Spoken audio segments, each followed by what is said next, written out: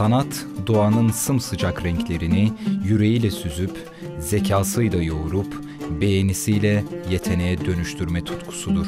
Sabahın ilk ışıklarıyla başlayan ve sabır ile örülen desenler, kolayca tükenmeyecek türlü çiçeklerin boyasını, desenini veriyor halıya. İpek böceğinin lavra halinden koza haline gelme evresi tıpkı bebek bakımı hassasiyetiyle yapılır. Birçok aşamadan geçen ipek, emek dolu 40 günün sonunda üretilen bir üründür. Ama serüven daha yeni başlamıştır ipek için. Kozaların ipliğe dönüşmesiyle yeni bir emek zinciri başlar. İnsanları kendine hayran bırakan görüntüsü, yumuşak, parlak ve dayanıklı olup kolaylıkla boya tuttuğu için daha da gösterişli bir hal alır. Hayvansal bir liftir, lakin tüm liflerin kraliçesi olarak bilinir. İpeğe başka lifler karıştırılarak döşemelik ve perdelik kumaşlar yapılır. Her aşaması emek ve özen isteyen ipeğin öyküsü bundan sonra tezgahlarda, motiflerde ve desenlerde yaşam bulur. Her evin vazgeçilmezi olan halıların da kaynağı ipektir. Renkli ilme iplikler küçük yumaklar haline getirilip dokumacının tezgahında yerini alır. Günün ilk ışıklarıyla birlikte tezgahlara dizilmiş olan rengarenk ipek yumaklarının, emekçi kadınların parmaklarıyla ince ince dokunan ilmeklerin, toprağa atılan tohum misali sımsıkı kenetlenip çözgülere dönüşmemecesine öylece dökülüverirler ki arka arkaya sıralanır. İner, çıkar, duraklar ve tam bitti derken alabildiğine hızlanır. Tıpkı yeni umutlara koşan çocuklar gibi.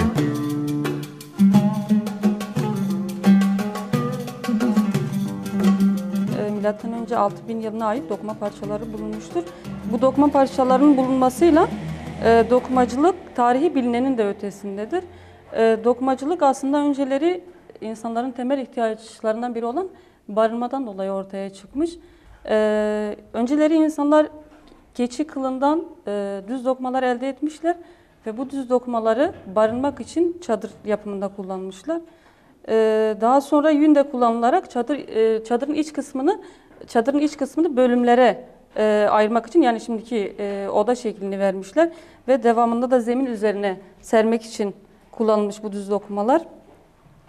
Devamında ısınma amacına uygun o dönemde battaniyeler yapılmış, erzak çuvalları yapılmış, heybeler, eşya taşımak için heybeler yapılmış.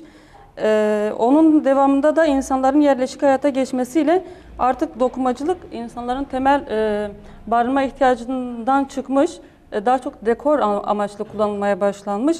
İnsanlar yerleşik hayata geçtikten sonra ve sanayinin de gelişmesiyle yünün yanı sıra pamuk da elde edilmiş. O dönemde pamuk, yün ve nadiren de ipek kullanılarak halı ve kilimler yapılmış. 13. ve 14. yüzyıllara gelindiğinde ise işte bu ipek dokumalar, halı ve kilimler daha çok işte saray süslemeleri olarak kullanılmaya başlanmış. O dönemde 2. Abdülhamit bu halı ve kilimlerin önemini fark edip saraylarda, saray dekorasyonunda kullanmaya başlamış. Hatta bunların yetersiz geldiğini görünce İstanbul'un Hereke ilçesinde bir halı atölyesi açıp saray süslemeleri için orada halı ve kilimler dokunmaya başlanmış. Bizim burada kullandığımız halılar, 3 çeşit halı dokuyoruz biz burada.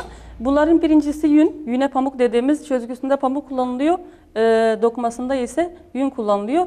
Bu dokumalarda daha çok işte eski Anadolu motifleri dediğimiz motifler kullanılıyor ve bu motiflerin her biri de ayrı bir anlam ifade etmektedir. Bunun gerisinde saf ipekten halılar da yapıyoruz. Bu halılarda da yine aynı şekilde şal model kullanıyoruz bu halılarda ve o şalların içine serpme dediğimiz desenler, yine eski Anadolu motiflerini kullanıyoruz o şallarda. Ve son olarak da işte dokumacılığın sanatsal, özellikle sanatsal boyutunu kazandığı tablolar işliyoruz burada. Saf ipekten tablolar. Bu tablolar ince ipekten dokunuyor daha çok. Bu tabloların yapım aşaması ortalama 9 ile 10 ay, bazen 1 yılı aşkın da sürebiliyor. Çünkü çok zor ve zahmetli bir iştir Bu tabloların tamamlanma aşaması. Şimdi bu tablolarda biz genellikle mitolojik desenler kullanıyoruz ama bazen dokuyucu olan sanatçı bunun kendi hayal gücünü kullanarak da burada farklı figürler kullanıp doğayı da konu alarak farklı resimler de işleyebilir. Bizim işlediğimiz tablolarımızdan biri mitolojik, bir tanesi doğayı konu almışız, biri de kolaj çalışmadan oluşmaktadır. Şu an elimizde yapım aşamasında olan kolaj çalışmamız Diyarbakır'ın tarihi yerleri ele alınmış ve bu tarihi yerlerini bir tabloya dokuyacağız. Burada zaten görünüyor. Bu tablo işleme alınacak. Yün halılar ortalama 3-4 ayda bitimi sağlanırken ipeklerde bu zaman dilimi daha da uzuyor. Halıda da yine aynı şekilde bazen bir yıla aşkın sürebiliyor bu halıların bitimi. İnce tablo dediğimiz nadide ince ipekler ki bunlar sanatsal bir boyutu ifade ediyor. Bu ipek tablolarımız da yine aynı şekilde örneğin diyelim ki 50'ye 70 bir ipek tablo ortalama 9 ile 10 ay sürebiliyor. Bazen bir yıla aşkın da sürebiliyor.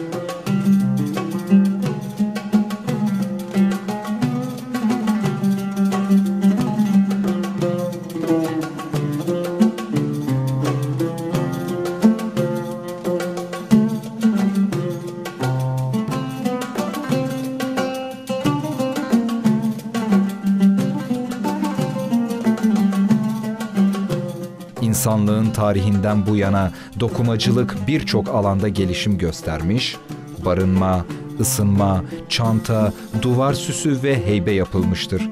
Zaman zaman ev ve saray döşemelerinde ihtişamın göstergesi olarak kullanılmıştır.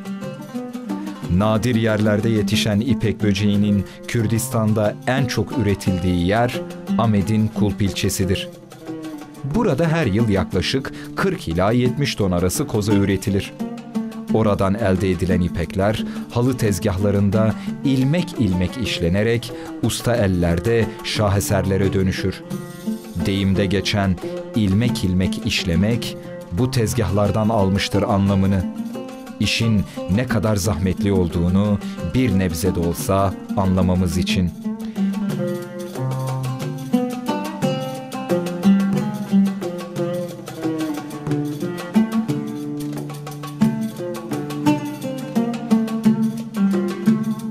Ne yazık ki çağımızda birçok el sanatları gibi el dokumacılığı da kaybolmaya yüz tutmuş ve fabrikasyon üretimine karşı yenilmek üzere olan sanatlardan biridir.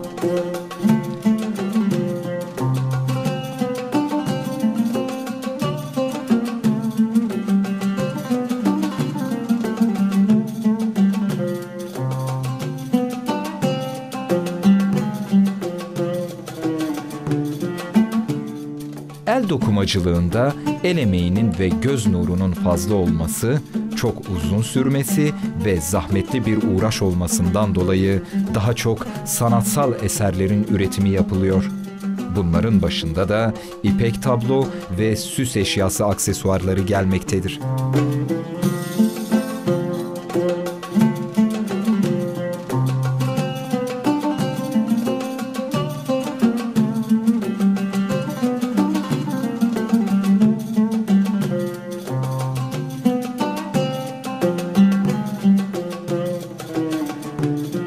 İpek tablonun yapım aşamaları öncelikle saf ipekten çözdüğümüz tezgah üzerine aktarıyoruz. Bu tezgah üzerine aktarma işlemi aslında birçok işlemden geçiyor. Şu anda bunu anlatmamız mümkün değil çünkü bu iskeleti oluşturmak bile bazen haftalar alabiliyor. Daha sonra işte çözgümüzü dokmaya hazır hale getiriyoruz. Tablonun enini ve boyunu ayarlıyoruz, kalitesini ayarlıyoruz inceliğine göre. Ondan sonra yapım işlemine başlıyoruz. İki etapta aşağıdan başlıyoruz. Şimdi bunun renginden ziyade bize ne ifade ettiği önemlidir. Dediğim gibi bu çalışmamızda daha çok tarihi yerleri ele aldığımız için biraz renkleri mattır. Canlı renk kullanmadık. Zaten biliyorsunuz eski yapılarda da renkler mattır. Dolayısıyla burada kullandığımız renkler genellikle mat renklerdir. Yani arada canlı renkler yoktur. Yani biz bir deseni yaparken kullandığımız renkler de desene göre ayarlanıyor. Bazı desenlerde çok çarpıcı renkler kullanılması gerekirken bazılarında da işte mat renkler kullanılması gerekiyor. Aynı zamanda insan figürünü dokuduğumuz zaman bu insan figürünün gölgelerini de oluşturmak zorundayız. Çünkü 2 boyutlu ve 3 boyutlu olmak zorundadır bunlar. Bunlara gölge verebilmek için birkaç tane renk birlikte kullanmak zorundayız. Bu da gerçekten zorlu bir aşamadır. Yani kolay değil. Bu tabloların bitim aşaması burada tamamlandıktan sonra bu aslında çeşitli aşamalardan geçerek bunların ekstradan bakımları yapılıyor. Yıkaması, ütülenmesi. Ondan sonra Sur içinde bir sanat evi var. Biz orada sergiliyoruz bunları. Bunların bitim aşamasını orada da görebiliriz.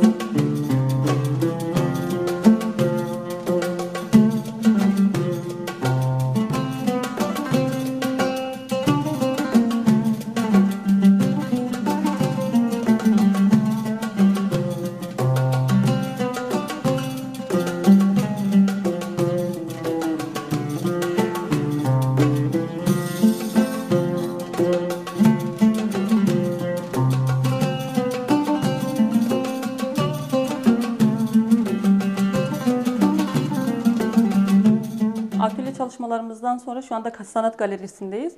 Sanat Galerisi'nde tamamlanan tablolarımız burada sergileniyor. Sanatseverlere burada sunuluyor. Şu an yanında durduğumuz çalışmamız eski İstanbul'un tarihi yerleri ele alınmış ve bu kolaj bir çalışma. Bu kolaj çalışma ortalama 11 aylık bir emek verilerek oluşuyor. Bu kolaj çalışmada ortalama 850 bin tane düğüm var. Bunun aslında bu kadar uzun sürmesinin sebebi budur. Kolaj çalışmada gördüğünüz gibi farklı renkler kullanılmış, farklı tonlar kullanılmış ve altta da gördüğünüz gibi burada bir suya yansıma olayı var. Bunlar gerçekten çok zor aşamalardır. Bunlar kolay değil. Bu gölgeleri yapabilmek, bu renkleri uydurabilmek, gölge oluşturmak, bunlar ciddi anlamda zor çalışmalardır. Aynı zamanda burada da doğa konu alınarak Gamlı Sonbahar dediğimiz bir model ele alınmış. Bu modelimizin hikayesinden biraz size bahsetmek istiyorum. Bu modelimizi biraz insanla özdeşleştirmişiz aslında. Yaşamın ağacın kökünden başlayıp dallarının açılmasıyla ve kuşlarının burada yuva kurmasıyla, can bulmasıyla devam ediyor ve daha sonra da kuşlar uçtuktan sonra bu ağacımızın yaprakları dökülüyor. Artık bir sonbahar geldiğini ifade ediyor. Bulutların belirlemesiyle de burada bir gamlı zaman gamlı bir zaman olarak ele alınıyor ve bu çalışmamızın adı Gamlı Sonbahar. Yine burada diğer çalışmamızda kullanılan teknik aynı şekilde burada da kullanılmıştır. Aynı zamanda bu çalışmamız biraz zor bir çalışma. Gördüğünüz gibi motiflerindeki karmaşıklık ve renk uyumu cidden de insanı yoran bir çalışma. Aynı zamanda solunda da gördüğünüz Adem ile Havva diye adlandırdığımız bir modelimiz var. Bu da mitolojik bir desendir ve bilinen bir hikayedir. Yine Adem ile Havva'da da aynı teknik kullanılmış. Yine saf ipekten oluşmuş. Ortalama Adem ile Havva'nın yapım aşaması da bir 8-9 ay bulmuş. Yani çalışmalarımız aslında şöyle söyleyeyim, bütün çalışmalarımız ortalama bir 8-9 ay, bazen bir yılı aşkın da sürebiliyor bu çalışmalar. Çünkü dokumacılık gerçekten de çok zor bir meslek ve bunu aslında değerli kılan da budur. Burada farklı çalışmalarımız da var. Size orada da bahsetmiştim. Eski yıllarda işte bunu heybe olarak kullanmışlar. Bu heybe yük taşımacılığında işe yaramış ya da hayvan üzerlerinde yine yük taşımak için kullanılmış bu. Ama biz bunu aksesuar olarak, hani evlerde aksesuar olarak kullanmak için bunu dokuduk. Bu aynı zamanda masa üzerinde kullanılabilir, kapı üzerine asılabilir ya da duvara asılabilir. Dediğim gibi bir aksesuar olarak, ev aksesuarı olarak kullanılıyor. Aynı zamanda şurada çantalarımız var, kadın aksesuarları. Bunlar yine %100 el dokuması. Burada da farklı motifler kullanılmış. Yün çalışmalar bunlar aynı zamanda. iskeleti ipekten ama dokuması yünden yapılmış çalışmalar. Bunlarda da eski Anadolu motifleri dediğimiz kilim ve halılarda kullanılan motifler yine aynı zamanda buradaki aksesuarlarımızda da kullanılmış. Önceki yıllarda evet, yani daha doğrusu bir yıl öncesine kadar evet kazanç elde ediyorduk. Ancak işte bu toplumsal olaylardan dolayı son bir yıldır herhangi bir kazanç elde edemiyoruz. Bu çalışmalarımızın sanattan anlayan, sanat ruhlu insanlara ulaşmasıyla inşallah atölyede de zaten gördüğünüz kadın arkadaşlarla birlikte çalışıyorduk. İnşallah kadın arkadaşlar da kazanacak. Bu çalışmaları alan arkadaşlar da aynı zamanda sanatın kazanacağına inanıyorum. Şunu da belirtmek istiyorum. Diyarbakır daha önceki yıllarda bir sanat merkeziydi. Özellikle 16. yüzyıldan başlayıp 1965 yılına kadar Diyarbakır'da sanat çalışmaları yapılmış. Bu çalışmalarda altın, gümüş ve özellikle ipek dokumacılığı konusunda bayağı ün kazanmış. Bu çalışmalarımız dediğim gibi bir koleksiyon oluşturduğunda aslında bir mirası ifade ediyor. Bunun nedeni ise bunun tamamen ipek ham maddesinden oluşması ve bu dokumaların eskidikçe güzelleşmesi, kullanıldıkça renklerinin açılması değerli kılıyor ve bunların alıcıları bunu aldığı zaman şundan emin olsunlar, bu bir altına eşdeğerdir ve belki altından çok daha önemlidir. Kişi bunu satmak istediği zaman çok kolaylıkla bunun pazarını bulup bunu satabilir. Çünkü bunlar değerli tablolardır.